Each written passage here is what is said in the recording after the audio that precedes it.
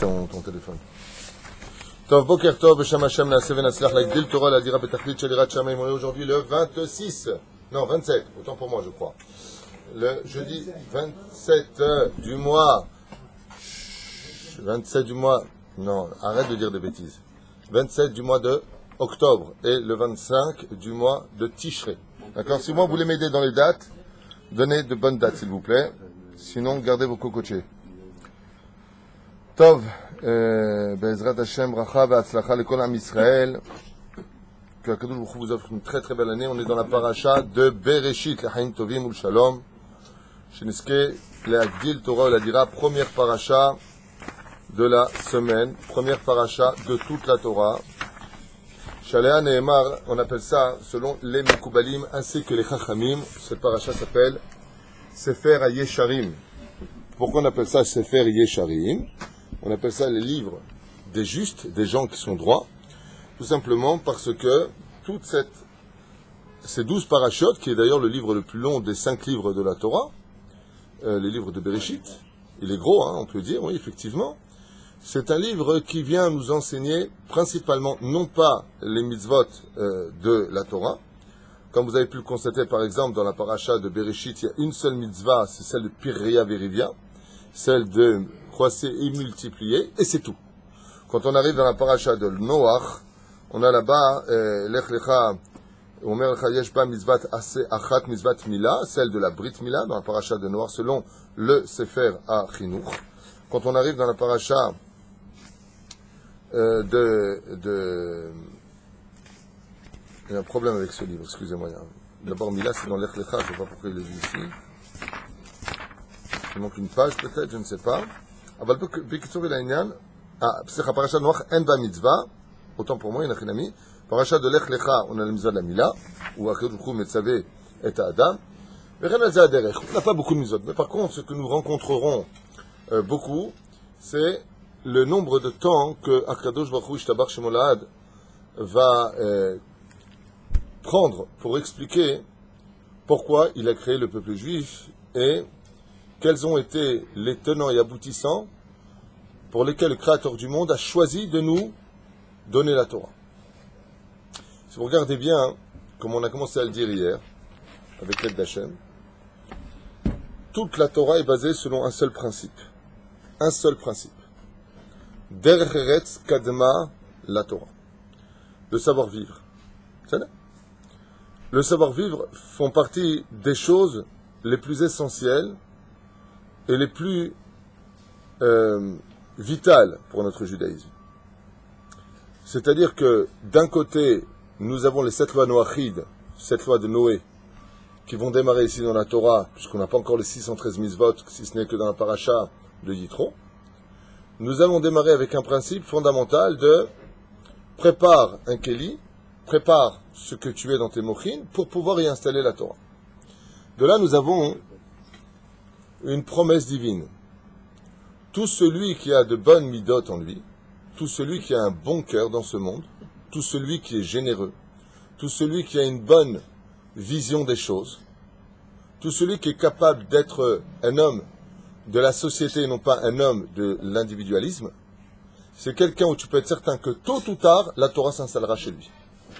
Mais si Chaz Veshalom, cet homme-là est un homme d'immoralité, de colère, de vulgarité, c'est un homme qui n'a pour fonction que de faire tourner tout autour de lui et que autour de lui, alors qu'il est certes évident que la Torah ne s'installera jamais chez lui, et combien même il la saurait parce que son intellect lui permet d'enregistrer, ce sera rien d'autre qu'un ordinateur de la Torah, mais Dieu ne sera jamais en lui ni avec lui. Haine d'avoir casé. C'est pour cela que... C'est extérieur à lui, quoi. Pardon? C'est extérieur. C'est extérieur à lui. Tout comme un appareil, par exemple, un ordinateur peut te donner des réponses si tu y inclus des puces avec tout ce qu'il faut dedans. Un homme qui n'a pas de Torah en lui, ça peut devenir un homme même dangereux. À partir du moment où il a de la Torah et pas les midot qui vont avec. Ça s'appelle un chilul Hashem, parce qu'on pense de lui qu'il est grand, et à chaque occasion où on l'entend parler ou on l'entend se conduire, on y voit un chilul Hashem. C'est pour cela que tout le principe de la création du monde va tenir sur le livre de Bereshit, où là-bas, Comme on l'avait déjà expliqué dans d'autres shiurim, sans perdre de temps, les versets de la Torah vont nous expliquer dans les moindres détails, quitte à revenir sur les mêmes actions, comme par exemple Rivka avec Eliezer, qui sont répétées pratiquement à quelques mots différents, mais pratiquement un décalcage de ce qu'elle fait. Tout le monde est jugé selon ses midot. Avraham, c'est un homme de chesed. Yitzhak va être l'homme qui va être capable de sanctifier sa vie, de sacrifier sa vie pour Dieu. Il pense pas à lui. Yaakov est celui qui a, par excellence, le respect des parents, celui qui étudie la Torah, celui qui écoute, celui qui remet pas en question celui qui a plus d'âge que lui, comme il va travailler pour Léa et Rachel. D'abord, il va travailler pour Rachel, après Léa, mais il veut dire, chez nous, c'est pas le minag. Moi, je répondrais, qu'est-ce que j'en ai à faire, que ce soit ou pas ta tradition dans ton pays, qu'on marie pas la petite avant la grande. Moi, j'ai travaillé pour la petite, c'est tout. Donc, tu me donnes. Et puis, il a les moyens de répondre, Yaakov. Il est musclé. Quand je dis qu'il est musclé, c'est qu'il a la force spirituelle avec lui pour détruire tout Haran. Ouais. Ben, il peut pas manquer de respect à son futur beau-père. Donc, on voit ici quelque chose de fondamental. Yosef est d'une force incommensurable aussi, et puis ses frères le vendent. Il dit, mais frère, on fait plein de choses pareilles, vous êtes en train de les calquer le Tashura. C'est à cause de la Kin'a.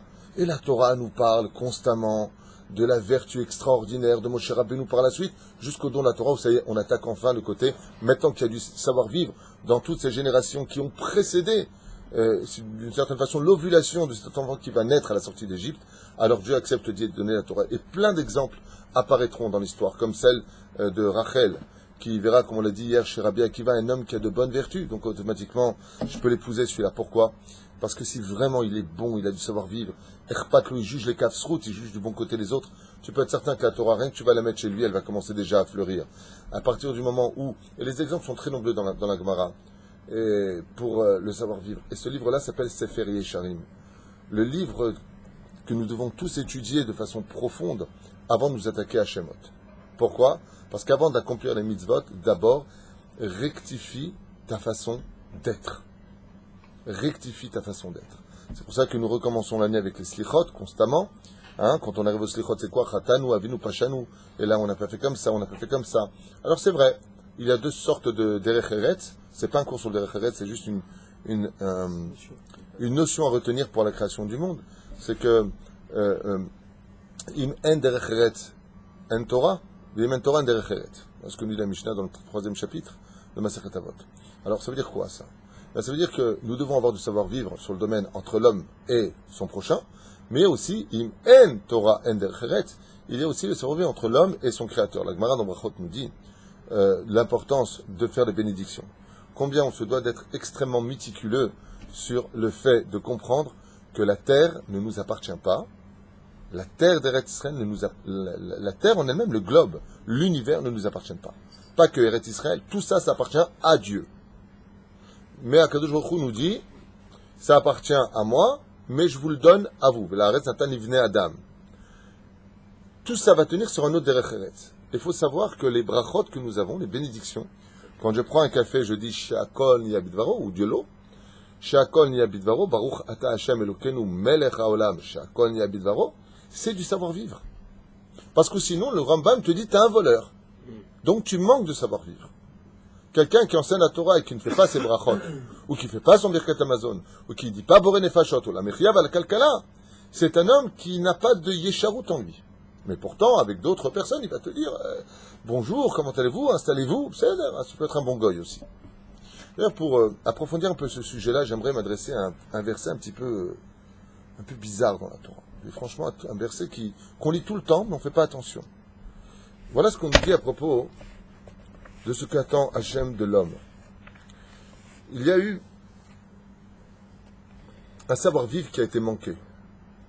Ce savoir-vivre qui a été manqué dans la paracha de Bereshit va être engendré automatiquement par un autre manque de savoir-vivre. Et vous allez voir qu'Akadosh Baruch Hu ne laisse pas passer ça à l'as. Non seulement il ne laisse pas passer ça, mais de qui plus est, ça le met en colère.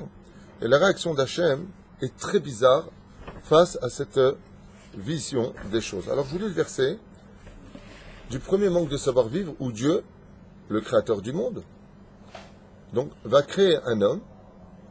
Cet homme, cette complexité avec laquelle nous avons été créés, l'alliage des molécules qui va créer la matière, les univers, le monde animalier, le monde marin et tout ce qu'on ne connaît pas, le monde des oiseaux. Je ne sais pas si vous comprenez de quoi on parle. Pour celui qui a étudié un petit peu National Geographic, quand tu vois comment le monde de la nature, par milliards d'animaux différents les uns des autres, qu'on ne connaît même pas, vous savez que en 10 ans, les scientifiques ont découvert à ce qui paraît plus de 10 000 espèces de poissons qu'ils n'ont jamais connues. Dans les fonds marins, ils ne connaissaient même pas 10 000 espèces de poissons. Ce que disent les scientifiques. On découvre tout le temps, on ne connaît pas. Mais Dieu, lui, il a tout créé. Il a créé les galaxies qu'on ne connaît même pas. Des millions de galaxies. Et tout ça, comment il a créé? Comme dit Rashi. Premier jour, il a créé le soleil et la lune. Quatrième jour, il les a placés. Tout a été créé. Qui est Dieu, on ne peut pas comprendre. Quand il a créé Adam Arishon, il l'a créé avec un savoir-vivre hors du commun. À un tel point que quand la création du monde, y compris les anges, ont rencontré Adam Arishon, ils se sont tous prononcés, qu'est-ce qu'ils ont dit? Prosternons-nous devant Dieu. Il était tellement grandiose Adam Arishon que la création elle-même était persuadée qu'il était lui Dieu. Et Adam Arishon dit, ma putain, chas v'shalom, je ne suis qu'une créature. Le Midrash nous dit que les 2 talons de Adam Arishon étaient tellement grandioses. Je parle du talon. Pourquoi le talon? Parce qu'ils sont l'endroit le plus bas du corps. Ouais. Qu'ils étaient semblables à l'émanation du soleil. Je parle du talon. Quand tu vois le talon, quand il est par le bas, ça fait 2 ronds. Ils étaient plus brillants que l'émanation du soleil. Vous imaginez, c'est l'endroit le plus bas. Qui était Adam Arishon? Les anges ont été jaloux. Akadosh Baruch Hu leur a dit, pourquoi est-ce que vous êtes jaloux de l'homme? Il a dit, mais vous en avez fait un Dieu. Et il lui a dit, mais lui il est différent de vous, car lui est intelligent et vous, vous ne l'êtes pas. Les anges ont voulu faire une compétition avec Adam Arishon. Ils ont dit, en quoi il est plus intelligent que nous? Très bien. Il leur a montré un éléphant, il leur a dit, comment ça s'appelle ça? Ils ont dit, un animal qui devrait se mettre au régime? On ne sait pas comment il s'appelle. Kadosh Baruch Hu, il a regardé Adam Arishon et il lui a dit, dis-moi, comment tu l'appellerais toi? Il a répondu, Asher ou Mepil Akol Bedarko, celui qui fait tomber tout sur son chemin, Mepil, celui qui fait tout tomber. Amar ki ushmo Pil, son nom s'appelle Pil, l'éléphant s'appelle Pil. Kadosh Baruch Hu lui a dit, pourquoi pas Mapil? Il lui a dit, parce que c'est péjoratif d'appeler celui qui fait tout tomber sur son chemin. Il a regardé les anges, il leur a dit, Ushmopil, vous voyez qu'il est très intelligent. Il a dit, comment tu l'appelles cet animal? Il a vu un chat. Il lui a dit, Areu mechatel ba'adama. Il creuse, Ushmo chatoul. Il lui a montré un chien. Et il lui a dit, il est fidèle au cœur de l'homme. Et l'homme vivra avec lui, parmi les nations du monde, car il est comme le cœur. Qu'élève. Il a regardé les anges, il leur a dit, et vous, comment vous l'auriez appelé? Ils ont dit, bof. Nokolos, je ne sais pas. Vous voyez bien qui est Adam Arishon. Il lui dit, et toi, comment tu t'appelles? Adam Arishon, il a dit, moi je suis digne d'être appelé Adam. Il lui a répondu, pourquoi? Il lui a dit, parce que tu m'as créé de la terre au niveau du corps, parce que je te ressemble au niveau de l'âme, faisons l'homme à notre image. Et ça veut dire quoi, faisons l'homme à notre image? Il lui a répondu, Edmé, celui qui ressemble d'Omé, Edmé. Mais il lui a dit, mais mon nom principal s'appelle Adam, car ce sont les initiales de celui qui aime les divrei moussar. Oev, Aleph, Dalet, divrei, même moussar. Pourquoi est-ce que je m'appelle Adam? Parce que je suis capable d'aimer la rectitude de mes midot. Il lui a répondu à Kadosh Baruch Hu aux anges, alors? Midrash nous dit quelque chose de très intéressant, une parenthèse à retenir. Le Midrash nous dit que quand il a créé l'homme, il a dit, faisons l'homme à notre image. Il y a beaucoup de Midrashim qui expliquent quelle était l'intention d'Hachem de dire une chose pareille. En réalité, les Parshanim nous expliquent quelque chose de vraiment très sympathique à retenir. Un Midrash Tanchuma, un Midrash Talpiyot à voir, Midrash Akadol, Pirkei de Rabbi Eliezer, à partir du 11e chapitre, Masechet Sanhedrin. Beaucoup de références. On ne va pas passer notre temps à les donner ou les trouver, juste pour vous expliquer. À qui en réalité Dieu s'est-il adressé? Il s'est adressé à tout ce qui a précédé Adam Arishon. Il a dit, faisons l'homme à notre image. Il s'est adressé aux océans, à la terre et à tous les animaux. Et chacun, pour la création de l'homme, est venu apporter le maaser de ce qu'il est. L'homme est composé de terre. L'homme est composé d'eau. L'homme est composé de tous les animaux de la création du monde. Nous avons tous en nous une partie d'un animal. C'est pour ça que dans Chokhmat Apartouf, basé sur le Zohar HaKadosh, Paracha de Yitro, là-bas dans Chokhmat Apartouf, l'intelligence de comprendre le visage, vous verrez que chaque être humain ressemble plus ou moins à un animal qui lui correspond dans ses vertus. Bon, je ne vais pas vous montrer ces livres-là, ça ne sert à rien, mais on ressemble à un animal, comme par exemple César. Pourquoi est-ce qu'il prenait l'aigle? Ayalo partout chez Necher, le Méchané Abal. Il avait un partout d'un aigle. Mais en réalité, c'est parce que nous avons en nous les trounotes, c'est-à-dire des caractéristiques de tous les animaux. Seulement, il va falloir les replacer. C'est un des secrets de Yehuda ben Tema Omer. Et ve'as kanamer, ve'kalkanesher, ve'rat katsevi, ve'gibor kari. Qu'est-ce que tu es en train de me dire? Sois léger comme l'aigle. Qu'est-ce que tu es en train de me dire? Sois fort comme un lion. Sois rapide comme le cerf. Qu'est-ce que tu es en train de me comparer à des animaux? Il dit parce qu'en réalité, tous ces trounotes-là sont en toi. Et si tu les développes pas, c'est parce que tu es feignant. Mais tu as en toi toute la gvora d'un lion. Chaque juif a la gvora d'un lion, la puissance d'un lion. On a tout ça qui est en nous. Faisons l'homme à notre image. C'est qu'en réalité, Dieu il a dit à toute la création du monde, à toutes les galaxies. C'est pour ça que l'homme, comment il s'appelle? D'où est-ce qu'on sait qu'on est, nous, fait des galaxies? Qui a Adam, Olam, Katan. Car vous êtes un condensé des mondes que Dieu a créés. Il y a de tout en nous. L'homme est un monde entier. Tout est en lui. Et Adam Arishon, pour en venir à ce que nous avions commencé, eh bien, a eu malheureusement l'indélicatesse par la faute originelle, si on peut se permettre de l'appeler comme ça, parce qu'on est très loin de comprendre si les anges, si les créatures ont pensé qu'il était Dieu, combien on devrait aller se laver les dents avant de dire le mot Adam Arishon. On ne comprend pas du tout de qui est-ce qu'on parle. Mais la reine, Adam Arishon, il reçoit un ordre divin. Dieu lui dit, tout ça c'est à toi. Ça tu touches pas. Ça tu touches pas. La Goya, tu touches pas. Le Taref, tu touches pas. Le Shabbat, tu n'enfreins pas. La colère, tu ne la développes pas. Qu'est-ce que fait Adam Arishon? Avec Ève, ils vont consommer de ce fruit-là. Le fait d'avoir pris quelque chose que Dieu ne te demande de ne pas prendre a été la première faille du manque de savoir-vivre. Et de là va s'engager, selon 3 références dans la Gemara, entre autres Shabbat, Avodah Zara, Vechen, où Adam va se retrouver loin de sa femme pendant cette faute, et Ève va aller avec le serpent et va engendrer un fils spirituel du nom de Caïn. Et là, j'aimerais vraiment vous réveiller sur un domaine très important qu'on va étudier ici, sur lequel vous allez comprendre dans la paracha de Bereshit combien Akadosh Baruch Hu est makpid sur le savoir-vivre. Sefer Yesharim. Prenons le texte. Hevel Roetson. Hevel, fils de Adam et de Ève, était berger. C'est ça? De Caïn aya Oved Adama. Et Caïn, lui, par contre, était Oved Adama. De travailler, c'est bien. Mais ça dépend comment c'est marqué. Dans la Torah, le mot Oved s'écrit ici Aïn Bet Dalet. Alors que le mot Oved en hébreu veut dire travailler, s'écrit avec Aïn Vav Bet Dalet. Ici, il ne lit pas le mot Oved, il travaillait la terre, mais il était esclave de son travail. Il ne travaillait que pour l'argent. Et non pas l'argent était là pour le faire vivre. La Torah vient nous dire déjà qu'il y a une défaillance. C'est que le monde a été créé pour que tu sers Dieu, et lui est venu se servir du monde. Pour lui. Vayehi miketz yamim. Et il fut à la fin de ses jours. Vayave Caïn mi peri ha'adama. Et là, écoutez bien. Caïn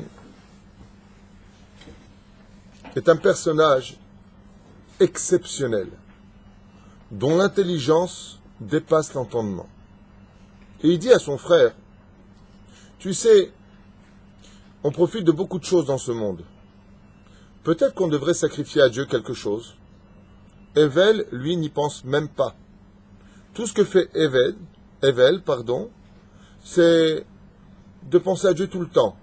Il aime la Torah de Dieu. Mais il ne pense pas comment servir Dieu. Il n'a pas le même degré Et de même d'intensité spirituelle, comment servir Hachem? Il ne sait pas. Ce qu'il sait, c'est qu'il doit être complètement adhérent à Dieu. Ça, il le fait. Caïn lui dit, écoutez bien dans le texte, peut-être, il y avait Caïn mipéré à Adama. Moi, je vais apporter, comme je travaille dans le Pishtan, le lin, je vais prendre des prémices de ce que j'ai. Donc, à quoi pense Caïn? La première chose que je vais cultiver, je vais le donner à Dieu. Bikurim, c'est un grand ou pas? Elle est belle. Qui prend l'initiative? Lui. Et il dit à son frère, viens mon frère, toi aussi, prends de la laine de ton mouton, prends un mouton, le premier qui est né, donne-le à Dieu. Et ben lui dit, tu crois que ça va faire plaisir à Dieu? Il dit, bêtard, ma. C'est pas une bonne idée ça? Pas un tzaddik ce Caïn? Regardez la suite. C'est lui qui lance l'idée du maaser. Mais pourquoi? Vous allez voir. Il y a celui qui donne le maaser parce qu'il estime que comme Dieu lui a donné, il se doit de donner. Puis il y a celui qui donne le maaser parce qu'il dit, je vais être riche. Ça revient pour moi-même. Techef nir'eh. Donc Caïn, c'est ce qu'il dit. Mincha l'Hashem. Comment est-ce qu'il appelle ça? Mincha l'Hashem. Donc c'est quoi mincha en hébreu? Une offrande. Offrande, mais ça veut dire quoi le mot mincha en hébreu? On n'a pas le temps. Cadeau. C'est-à-dire, il y a plusieurs façons de dire matana, shai, mincha. Mincha, ça veut dire aussi cadeau. C'est-à-dire, donc il veut faire un cadeau à Dieu. Il est bien le mec ou pas? Magnifique. Ve'evel, hevi, ve'evel. Parce que Caïn a amené. Alors Evel a dit, oh, c'est une bonne idée. Le mec qui suit. Gamou mi bechorot, ine. Mi bechorot. Il a pris de ses bechorot. En réalité, c'est pas tout à fait juste. Evel, il a pris ce qu'il y avait de mieux, le bechor qui est né. Tandis que Caïn, lui, il a pris ce qu'il y avait de plus pourri chez lui. Alors ça, c'est encore un midrash. Tom, mitzono, ou mechel behen, wa isha Hashem el Evel minchato. Et là, il se passe quelque chose de dramatique. Vaïcha Hashem el Evel minchato. Akadosh Baruch Hu, il vient vers Evel, lui dit bravo, il prend le korban de Evel et il délaisse le korban de Caïn. Qui c'est qui a eu l'initiative? C'est Caïn. Franchement, il y a de quoi avoir les boules ou pas? Franchement, oui, il faut être honnête, il faut être droit. Regardez la réaction d'Hachem, tu tournes la page, et là. Alors, je vous lis en hébreu. Ve'el Caïn, ve'el milchato, lo sha'a. Dieu s'est même pas approché pour le prendre. Il a dit, j'en veux pas de ton truc. Mais Evel, qui a suivi son frère, qui prend l'exemple sur lui, il dit, kol hakavod, je veux. Et sur Caïn, il lui dit, j'en veux pas. Bon, jusque-là, Dieu fait ce qu'il veut, c'est le roi. Ok, ben, j'essaie de faire un truc bien, t'en veux pas, ok. Mais là, ça devient un blata. On a une preuve ici que Dieu est tunisien. Parce qu'il lui dit, regardez bien les mots en hébreu dans le même verset. On est dans Dalet, d'accord? Verset Vav. Donc, Dalet, c'est le chapitre 4. Waïhar Caïn. Caïn s'est mis en colère. Meod, très en colère. Il n'est pas content, le monsieur. Vaïplou Panav. Et il a baissé la tête déçu. Bon, jusque-là, ça va, c'est normal. Le mec est humain. Par contre, Dieu intervient. Vaïmer Hashem el Caïn. Il dit à Caïn, Lama haralach. Pourquoi tu te mets en colère? Velama naflou panecha. Et pourquoi tu es déçu? Et là, j'ai envie de répondre à la place de Caïn. Tu te moques? Je répète, pour ceux qui n'ont pas compris, ici il se passe quelque chose, il y a un grand hic. Caïn, il dit, tu sais quoi, on profite de ce monde, il n'y a que toi et moi, il y a nos gonzesses, on est mariés, toute la terre nous appartient, on est sous le pied. Viens, on faire un truc pour Dieu quand même. Ça se fait pas, Dieu nous donne tout. Viens, on prend ce qu'on a, on l'apporte à Dieu, en cadeau. Evel, il dit, ok, refrais, ça marche, viens, on y va. Dieu, il dit à Evel, kol hakavod, j'adore ce que tu m'as donné, et à Caïn, il lui dit, non seulement j'en veux pas, mais il pue ton truc. Caïn se met en colère. Et Dieu lui dit, mais pourquoi tu te mets en colère? Pourquoi tu es déçu? Je comprends pas. Moi, ma réponse, moi j'aurais dit comment à Dieu? Parce que, voilà. Attends, on parle de Dieu ici. Comment Dieu peut réagir ainsi? Le pire, c'est pas ça. Le pire, c'est pas ça. Regardez la suite. Allô? Premier téléphone. Allô? Akadosh Baruch Hu dit à Caïn, réveille-toi. Im tetiv se'et, ve'im lo tetiv, la petach hatat rovet. Si tu t'améliores, je prendrai ton korban. Mais sinon, à chaque entrée, tu trouveras ton Yetzerara. Qu'est-ce que tu racontes? Le mec, il te fait un cadeau. Qu'est-ce que tu es en train de lui dire? Ve'im tetiv se'et, Ne te mets pas en colère, pourquoi tu te mets en colère? Pourquoi tu es tombé sur ta face? Mais tu te moques. Je suis en colère parce que je trouve une super initiative, c'est mon idée, tu me la rejettes. Je t'apporte un corban, tu le rejettes, et lui qui me suit, tu lui prends et tu dis la kavod. Voilà ce qu'on lit tous les ans. C'est faire Ayachar. Pour comprendre ce qui a marqué ici, on est obligé de s'adresser à un machal et ma'adavar domé. À quoi ça ressemble? Aya Maaseh, comme ça raconte le Rav Shalom Boaz. Il y avait un homme qui était très riche dans une ville, très très riche. Et il voulait absolument avoir le srout d'avoir les invités de la ville. Vous savez que, comme on l'avait en France, à Bordeaux ou ailleurs, aux États-Unis aussi, il y a des gens qui rentrent dans la synagogue, c'est des touristes, ils ne savent pas où faire Shabbat. Il était de coutume que les gabaïm, les bédos de la synagogue, disent aux invités ou aux étrangers, « Shalom, vous avez où faire Shabbat ?» Moi, je me souviens quand je suis arrivé au Tournai la première fois de ma vie où je suis rentré pour faire mon premier Shabbat à l'âge de 17-18 ans. Je suis rentré, le bedeau de la synagogue des Tournelles à Paris ne me connaissait pas. Il m'a dit, vous êtes nouveau? Je dis non, j'habite là, pas loin. Il me dit, vous avez où faire Shabbat? J'ai dit, Shabbat, je ne sais pas ce que c'est. Et c'était Alain Gage qui m'avait reçu son premier Shabbat chez lui. Donc comme ça, vous avez l'habitude, dès qu'il y avait un invité, de dire, si vous n'avez pas où faire Shabbat, voilà, on va inviter ce monsieur chez telle et telle personne. Qui veut prendre ce monsieur? Et les gens levaient la main. Ce riche ici, qui avait une très très belle villa, tout ce qu'il fallait, avait déjà préparé une table aménagée pour recevoir au moins un invité avec tout ce qu'il fallait. Sa chambre avec son kéli de Netilat Yadayim. Il est parti voir le bodo de la synagogue, il lui a dit, que ce soit bien clair. S'il y a un invité qui vient dans cette synagogue, tu me l'amènes chez moi, est-ce que c'est clair? Le bodo lui a répondu en baissant la tête, si Dieu veut. Et voilà que pendant Shabbat est arrivé un invité. Et puis un homme très moyen, de rang social ordinaire, ni riche ni pauvre, voit l'invité et lui dit, puis-je avoir le plaisir de vous recevoir chez moi à la maison? Le bedeau, il voit ça, il dit, Nigmar, il est invité. Voilà que le riche, le vendredi soir, Shabbat, entend qu'il y a eu un invité et qu'il est parti chez quelqu'un d'autre. Il est rentré dans une colère noire. Il est parti voir le bedeau, lui a fait un scandale. Je comprends pas. J'ai tout préparé, ma femme, on avait préparé du poisson, préparé de la viande, et toi tu en vas chez quelqu'un d'autre, et ainsi de suite. Le Rav de la Beth Knesset, quand il a entendu le scandale que faisait ce riche, est parti le voir et lui a dit, tu sais que tu es un grand rachat? Alors le riche il a regardé le Rav en lui disant, et en quoi je suis un rachat? Il lui a dit, toi tu es de la descendance de Caïn. Le Benoni, lui par contre, il était de la descendance de Hevel. Le riche lui dit, explique-moi de quoi vous parlez avec votre arabe. Je voudrais comprendre.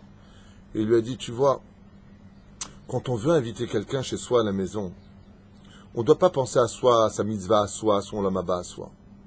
On doit inviter une personne pour lui faire du bien à lui, que lui dorme bien, que lui mange bien, qu'il boive bien.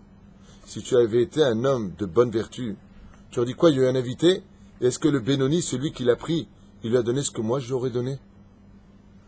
Moi, j'avais préparé un super bon poisson. Est-ce qu'il a mangé du bon poisson au moins là-bas? Est-ce qu'il a mangé de la bonne viande, lui, là-bas? Est-ce que le lit dans lequel il a pu dormir était digne de lui? Qui était cet invité? Est-ce qu'il ne méritait pas plus? Non.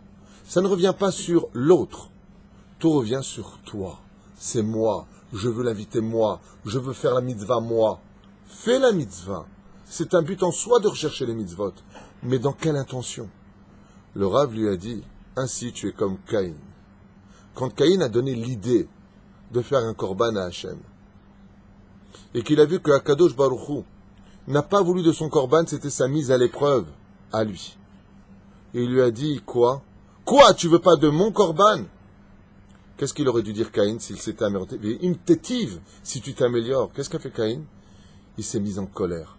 Il lui a dit, mais je comprends pas, tu fais un cadeau pour moi, ou pour toi tu te fais un cadeau? Si c'est pour moi que tu fais un cadeau, machma que tu veux mon bonheur à moi. Mon bonheur, c'était de prendre le mouton, et je ne voulais pas maintenant du pishtan, je ne voulais pas de la laine. Mais tu m'as montré que tu faisais des cadeaux pour toi. Que tout ce que tu faisais ne revenait qu'à toi. C'est pour ça que je te dis, mais pourquoi tu te mets en colère?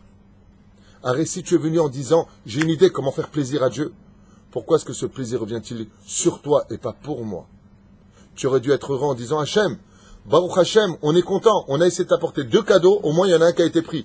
Baruch Hashem, non, je t'ai vexé de toi. Il y a trop de toi en toi. C'est pour ça que Dieu lui dit, si tu te mets en colère, pourquoi? Pourquoi est-ce que tu fais tomber ta tête? Tu devrais être souriant. C'est pour cela que toute notre Torah est basée dans le sens de l'autre. On dit souvent comme ça, avec Bedichuta, on dit que le symbole de la descendance de Caïn, c'est la chrétienté. Pourquoi? Parce que, d'une certaine façon, quand en général, un ouvrier s'entend pas très bien avec son patron parce qu'il y a des ordres qui sont donnés, il y a des choses qui sont faites, et puis l'ouvrier il travaille toute la journée, puis le patron s'en met plein les poches. Alors il a les boules, et puis il dit CGT, CFDT, mais toi si tu es devenu riche, c'est grâce à mon travail. Tout ça c'est des gens de Caïn. Pourquoi je vous ai parlé de la chrétienté? Parce que le pape, quand il rentre, dans son bureau, il voit son patron cloué sur le mur. Ah, il est content. On a envie de voir en tant qu'ouvrier son patron, pourquoi toi t'es le patron? Aval, quand on est juif et qu'on travaille, on est sa mère, et que son patron est content et qu'il gagne beaucoup d'argent grâce à nous, le cœur de l'homme il doit être heureux. Baruch Hashem, j'ai réussi à te faire plaisir. Baruch Hashem, j'ai augmenté ton chiffre d'affaires. C'est ça être Evel. Evel, lui, il n'avait pas beaucoup d'idées par rapport à Caïn. Mais si le korban de Evel n'avait pas été reçu, et que Caïn, son korban à lui aurait été reçu, son sacrifice, Evel, il aurait été heureux. Il lui aurait dit à son frère, waouh, Eze Yofi, au moins le tien, il a été reçu chez Hachem. Ce qui comptait pour Evel, c'était que Dieu soit content et peu importe par qui. Ces genres de choses, des preuves, vous le vivrez dans beaucoup d'occasions. Prenons l'exemple du permis de conduire. Tu vas faire ton code, d'accord? Alors tu as 30 questions, je crois, et puis tu as un temps de 20 minutes ou 30 minutes pour répondre, et puis tu rates ton code. Comment tu es? T'as les boules. Franchement, t'es mal, t'es pas bien. Mais le pire, c'est quand t'entends les autres qui disent « Ouais, je l'ai eu, je l'ai eu, je l'ai eu !» Et là, t'as 2 fois plus les boules. Pourquoi? Pourquoi? Si tu penses un petit peu avec ta tête. Pourquoi? Eh bien parce que tu as l'impression d'être un naze. Ça revient à toi. La joie de l'autre ne te perce pas le cœur. Tu as l'impression que, si eux aussi ils avaient arrêté, j'aurais été mieux. Pourquoi? Pourquoi moi je l'ai pas? Ça revient à moi. Parce que Dieu veut pas que toi tu l'aies, il veut que les autres ils l'aient. Si ça te fait plaisir à Hachem, tu dois être content. Vous voyez combien ce livre-là est basé sur le savoir-vivre. Caïn, ici, est le symbole d'un verset qui nous accompagnera toute notre vie. Yetzerara lui dit Hachem, la petach rovetz.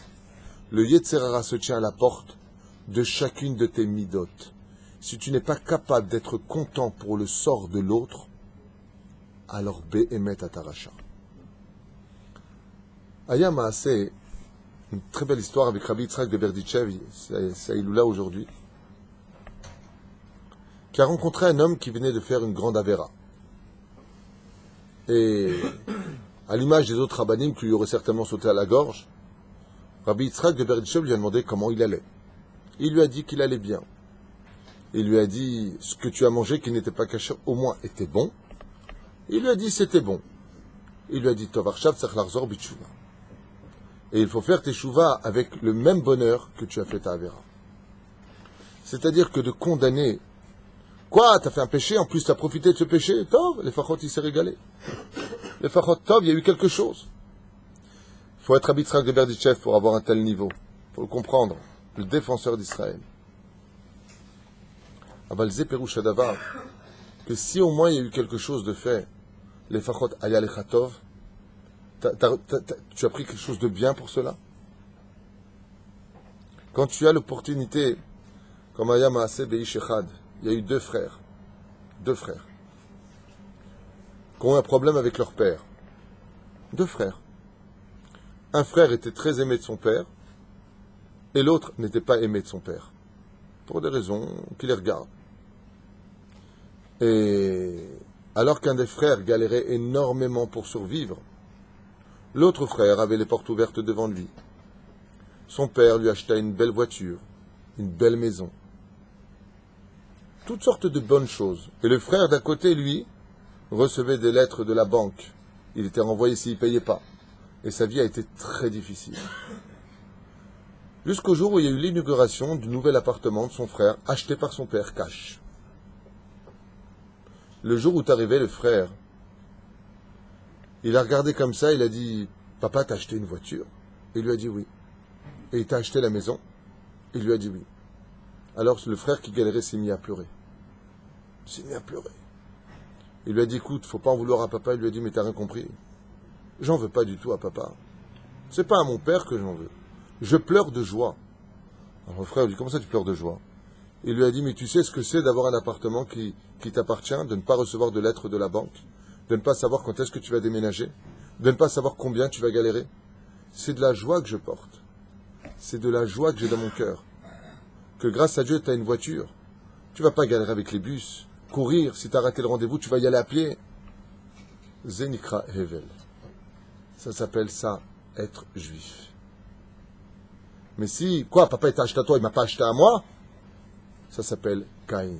Sois content du sort de l'autre. Sois conscient que tout vient d'Hachem.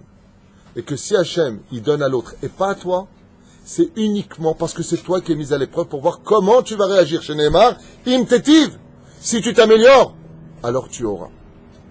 Derech Hagav, dans l'histoire, ce frère qui n'avait rien, non seulement a tout eu, mais encore plus que son frère, mais de Dieu lui-même. Im tetiv. Si tu t'arranges, il lui a dit, Dieu, et que tu arrêtes de te mettre en colère parce que monsieur n'a pas été satisfait, monsieur l'égocentrique. Alors il lui a dit, dans toutes tes midotes, Yetzerara, la petach rovetz. Le Yetzerara se trouvera à la porte de chacune de tes vertus. C'est vrai que tu seras généreux et gentil, mais attention si le pauvre il t'a pas dit merci, hein. Attention s'il n'a pas de la reconnaissance pour toi, hein. Mais quand tu donnes, c'est à Dieu que tu donnes. Et tout ce que tu fais, c'est pour Dieu que tu le fais. Les Shem, Yichud, Kudsha Berichou, n'attend rien de l'autre. N'attend rien. Ce qui compte, c'est que ça fasse plaisir. Et vous trouverez ces mêmes problèmes, même dans la vie des couples. Un homme peut pourrir la vie à sa femme. Elle lui dit, de toute façon, tu ne m'aimes pas. Il lui dit, si je t'aime, tu te trompes. Et la femme, qu'est-ce qu'elle répond à ce moment-là? Tu sais quel est le problème, mon chéri? Chéri, c'est Shem Rechaim Irkav. Les initiales. Tu sais ce qu'elle lui a répondu, la femme? Elle lui a dit, mais arrête de m'aimer comme toi tu veux aimer. Si tu veux m'aimer, aime-moi comme moi je veux être aimé. Vous comprenez ce que je suis en train de dire? C'est le fondement de tous les Shlom Bayit. On aime nos enfants comme on veut les aimer. C'est-à-dire à 8h au lit, tu me saoules. Mais c'est bien d'emmener un enfant à 8h au lit, mais est-ce que tu as vu avec lui un peu de devoir? Est-ce que tu connais sa vie? Comment il va? Est-ce que tu t'occupes de lui? Ou est-ce que ça te convient dans tes programmes à toi? Pour qui tu existes? Caïn et Hevel. Deux frères, deux entités, deux idéologies, deux philosophies de la vie. Ça tourne autour de qui? Tu me parles à moi et moi? Ou alors, Bezrat Hashem, tu fais les choses pour les autres. Comme les grands de la Gemara avec Rava. Il y a un clochard qui lui demande du vin. Il lui donne une bouteille de vin. Il boit le vin, il lui dit dégueulasse ton vin. Il le jette. Qu'est-ce que tu fais? Imaginez que tu as du vin chez toi. Une personne te dit donne-moi du vin, j'ai pas d'argent. Tu lui donnes une bouteille de vin, il boit, il dit quoi? C'est ça que tu bois chez toi, mais c'est dégueulasse ton vin. Qu'est-ce que tu fais? De façon générale, on lui dit écoute, va faire un tour, dégage. T'as pas honte. Non seulement tu me demandes quelque chose, je te donne quelque chose, et en plus tu me dis que c'est dégueulasse ce que je te donne. Mais va crever. Voilà ce qu'on va lui répondre. À la tunisienne. Aval dans la Torah, c'est pas ce qui se passe. Qu'est-ce qu'il dit Rava? Il dit, oh, je m'excuse. Je voulais te faire plaisir. J'ai du meilleur vin. Attends. Ça, c'est Evel. Ouais, j'ai raté mon truc. Moi, je t'ai donné parce que je voulais me faire plaisir. C'est pareil pour les vêtements. Qui c'est qui veut donner des vêtements pour des pauvres? Alors, qu'est-ce que je mets plus? Ça, je mets plus. C'est trop petit sur moi. Tiens, donne-lui. Tu fais plaisir à qui? Tu te débarrasses ou tu fais plaisir à l'autre?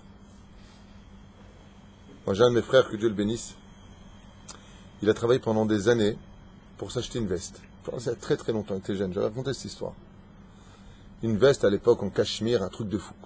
C'était la mode du cachemire. Et Tov, il s'est offert ce luxe. C'était une veste à l'époque à 3000 francs. Bon, il fallait de l'argent pour le mettre. C'était pas évident. Et le jour où il l'a acheté, c'était sa fierté. Il sort avec à Paris. Et il voit un homme très très pauvre. Il faisait froid à Paris à ce moment-là. il a regardé mon frère comme ça de loin, il a regardé sa veste, il a baissé la tête. Mon frère sur place a enlevé sa veste et il lui a mis sur lui. Im tetiv. Mazé im tetiv, les hétiv en hébreu, c'est pas les ishtaper, ça revient pas à toi. Im tetiv, tetiv la zoulat. En hébreu, le mot im tetiv, ça veut dire si tu fais du bien à l'autre. Il lui dit à Kadosh Baruch Hu, à Caïn, pour qui tu fais des cadeaux? Pour toi ou pour moi? Souvent, ça arrive quand tu fais un cadeau à une personne, tu dis, mais je comprends pas, le pull que je t'ai offert, il est où? Tu le mets jamais? Il dit, non, je l'ai rendu, j'ai échangé contre autre chose. Ah bon, ok, bah tant mieux pour toi. Tu rentres dans la voiture et tu commences ton Lachonara. T'as vu ce qu'il fait? On lui offre un cadeau, il le change, mais pour qui il se prend? Habibi.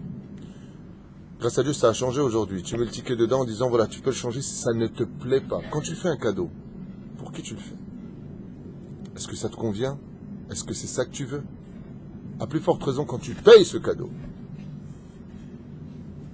À plus forte raison quand tu payes pour quelque chose, où là ça devient un dû et non pas une tova, et qu'on te donne une chambre pourrie en contrepartie.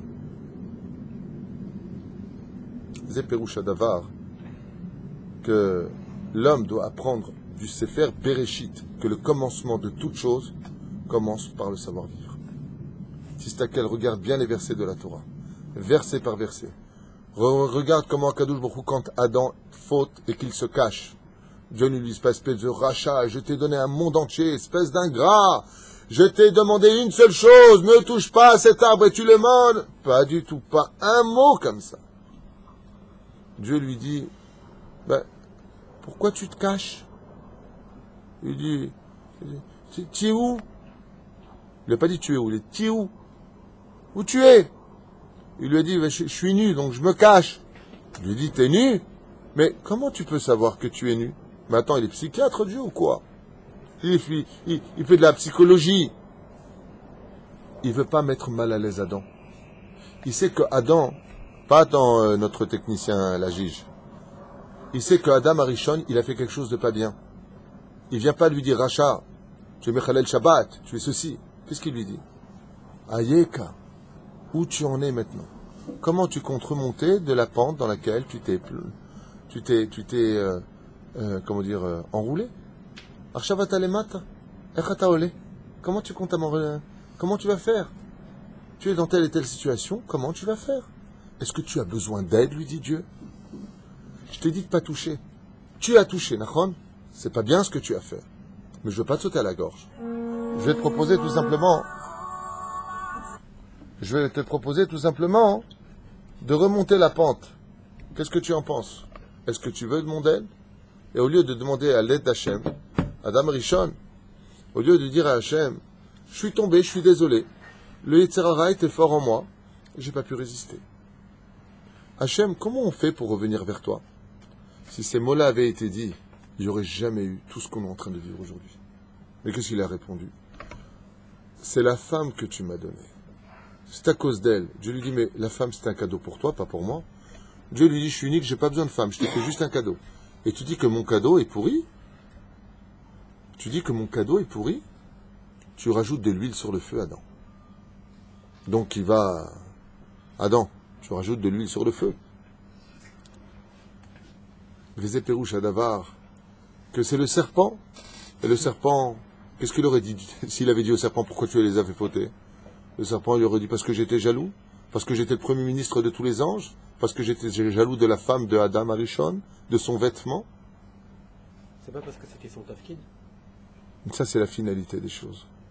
Velachen omerlo akadosh baruch hu le Caïn, im tetiv, omrim chazal, tout le livre de Bereshit nous a été donné, sefer hayashar chez navo le etiv et artsenu ve et midotenu. Tout le but de cette Torah, des 12 parachiotes de la Torah, vient nous apprendre comment s'arranger dans nos midot. Quel?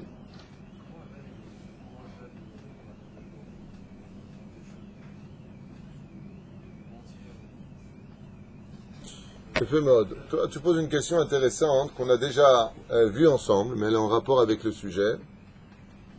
Elle est déjà en rapport avec le sujet, et il pose la question à Réhouven, et il dit, Réhouven numéro 2, celui qui est au fond pas toi, comment se fait-il que Adam Arishon ait eu l'audace de répondre quand même à Dieu. Face à Dieu, on ne peut pas parler, puisqu'on dit Hachem, Sefata et Tiftar, la Techa. On avait déjà vu ensemble que les trois grandes religions de ce monde sont basées selon un principe fondamental, à savoir qui est le principal dans l'histoire de l'humanité et de la création. Si on regarde par exemple l'islam, dans l'islam, ce qui est au centre de l'idéologie religieuse pratiquante, c'est Dieu. C'est Allah ou Akbar. Le Dieu puissant, le grand Dieu. Dieu est au centre même de toute chose. Ce qui n'est pas du tout le cas du judaïsme. Pas du tout le cas. La preuve en est, Dieu se trouve excentré dans l'histoire du peuple juif. Car si tu as fauté, toi, vis-à-vis d'un autre, cela ne regarde pas Dieu. Donc, automatiquement, Dieu sort du contexte du centre et ce serait l'homme qui viendrait au niveau du centre. Et si tu as fait Zera Levatala ou pas Shabbat, ça n'a rien à voir avec l'homme. Donc, l'homme saute du centre et c'est Dieu qui revient dans ce centre. Donc, il n'est pas centré, il est mobile. C'est-à-dire, il n'est pas immobile dans un monde précis et confiné. Dans le christianisme, comme l'avait d'ailleurs enseigné César, c'est l'homme qui est au centre du monde. C'est pas pour rien que le symbole de leur Dieu est un homme. C'est-à-dire, un juif renégat mort. C'est l'espoir des nations du monde. Alors imagine s'il commence à fréquenter les juifs vivants. Dans le christianisme, c'est l'homme qui est au centre du monde. Dans le judaïsme, c'est ni l'homme, ni Dieu. Certainement pas. L'homme n'est pas le centre du monde. Ça a été Caïn, ce qu'on vient d'étudier ensemble. Et c'est certainement pas Dieu. La preuve en est, Dieu dit Aleva yotita azvu ve torati tishmeru. Otita azvu, laissez-moi tranquille, vous savez pas qui je suis. Vous n'avez même pas notion de qui je suis. Alors, qui est au centre, d'après toi? Hein? Non. La Torah. Non. Qui est au centre de la vie? C'est-à-dire que si moi je suis à l'extrême et que Dieu est à l'extrême, donc qui est au centre? Qu'est-ce qui va nous unir? La Torah, oui et non. Ça répond pas réellement. La Torah, c'est Mishon Hora'a, c'est un chemin. Les Harot, Moré et Aderer. Donc, qui est au centre? C'est marqué dans tous les versets de la Torah, pratiquement, et les 5 livres. C'est tellement évident. Bravo! Vaïdaber Hachem, Vaïomer Hachem, Vaïomer, Vaïdaber, Vaïomer, Vaïdaber. Et Dieu parle. Et l'homme a dit, Moshe a dit. C'est le dialogue qui est au centre du judaïsme. Le centre de notre vie, c'est la parole. Ba'asara ma'amarim nivra olam. Dans l'islam, c'est Dieu. Chez les chrétiens, c'est l'homme. Dans le judaïsme, c'est la parole.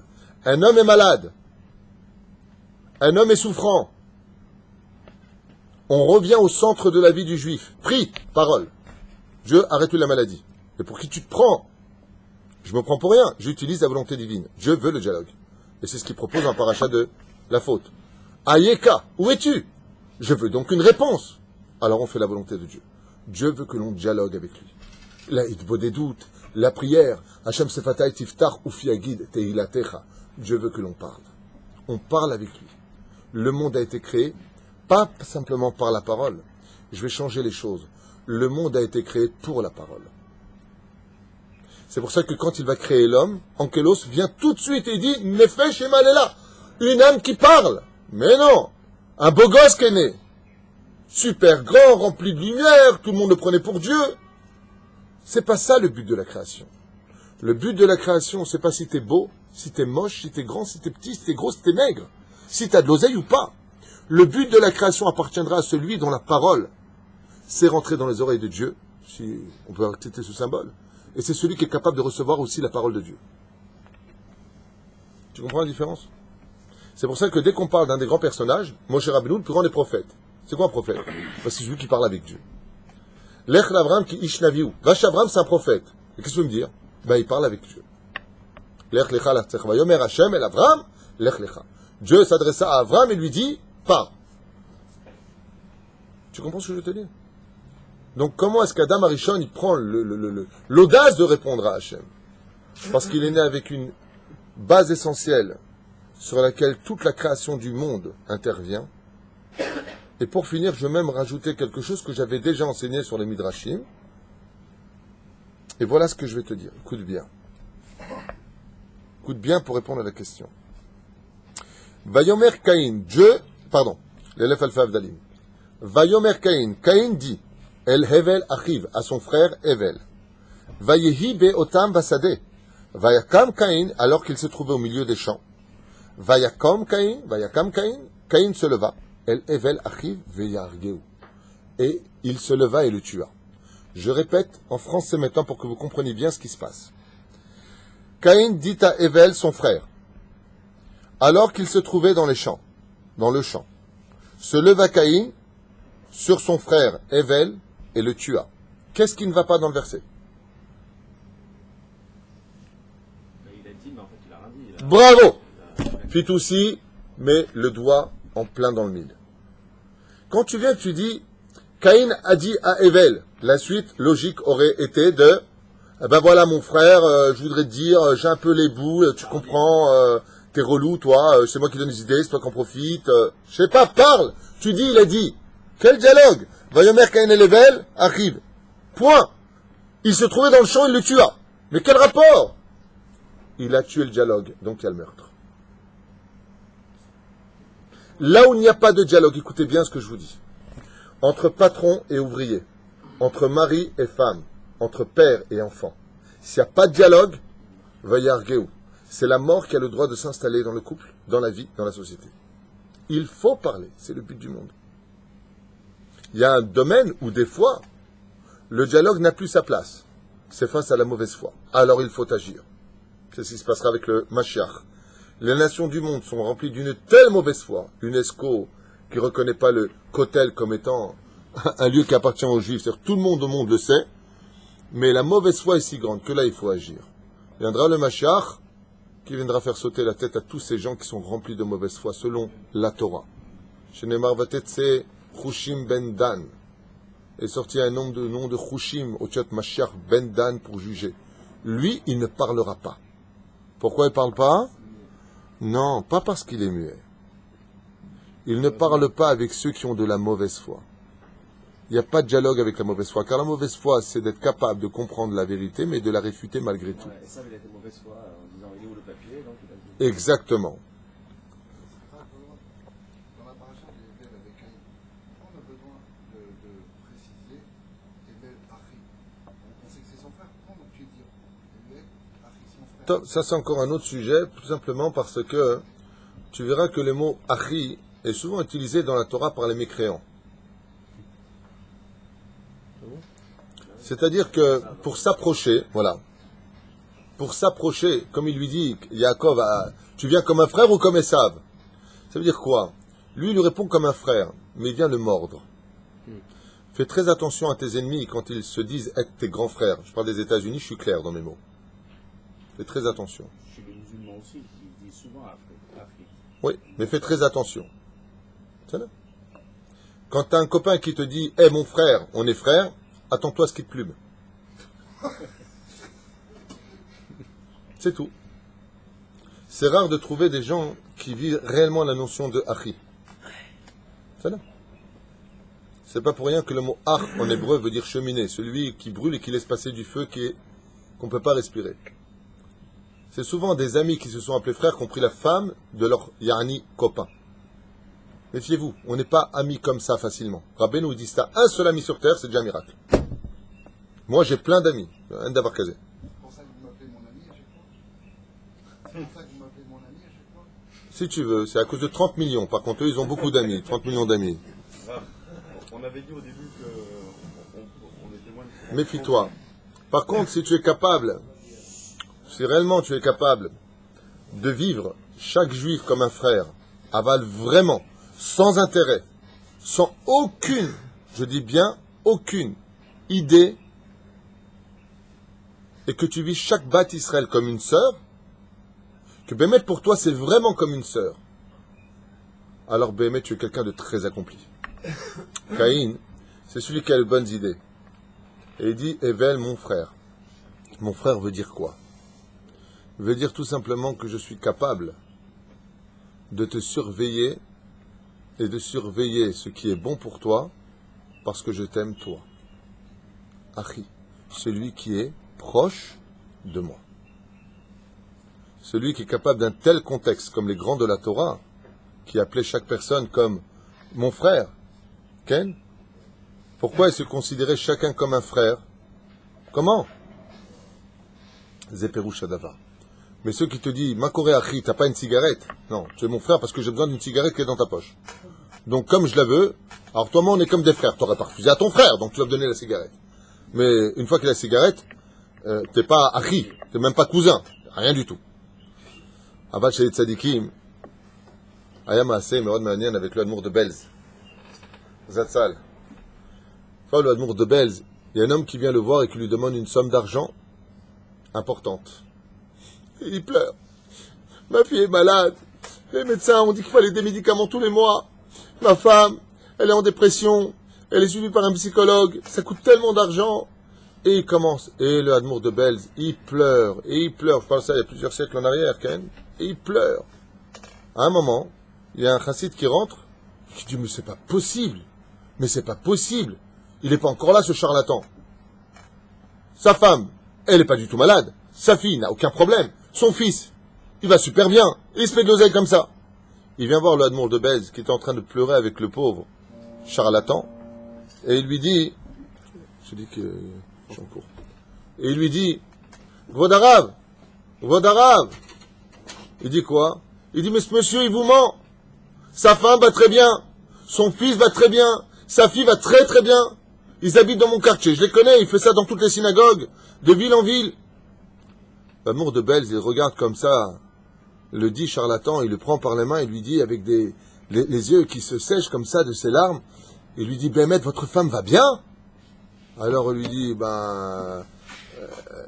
oui. Le Admour de Belz se lève et il danse avec lui. Il prend l'argent qu'il lui a demandé, il lui donne dans les mains. Pas du tout, laissez juste finir. Il le raccompagne, il lui dit, tu m'as donné une très bonne nouvelle. Je te remercie. Le chassid, il a dit, j'ai rien compris. T'es mort, il n'a rien compris.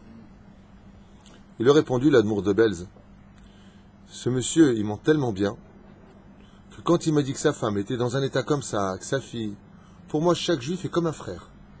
Si ton neveu, il va mal, tu vas bien, toi? Si ta belle-sœur, elle va mal, tu vas bien, toi? Alors quand toi, tu es venu, que tu m'as dit que c'était faux, et qu'en fin de compte, sa femme, elle va bien, mais tu sais combien tu m'as fait d'économies, combien j'aurais dû lui donner pour que sa femme elle aille bien. Et toi, tu m'annonces qu'elle va déjà bien. Prends l'argent, Baruch Hashem, pour cette bonne nouvelle. En fin de compte, tout le monde va bien chez toi. Tu sais ce que c'est de savoir que tu vas bien? Alzan et Mouchan et Shalom. Et pour ça, il faut être un admour. Il faut être un grand Torah. Ça, c'est la force de Hevel. Qui a kol Hevel avalim dans ce monde. Aval ze perush hadavar. Im tetiv se'et, v'im lo tetiv, yetzerara la petarovetz. Si tu es capable de t'améliorer, selon les livres de Bereshit, suis chaque détail des midot qui, comment dire, c'est marqué là-bas, qui, mouchratot, ils ont détruit leurs midot. La terre était remplie de vols et de meurtres. Alors Dieu détruit le monde. Il n'y a pas marqué ici, ils ont fait la Torah les mitzvot. D'abord, Sefer Hayashar. Kol Tov.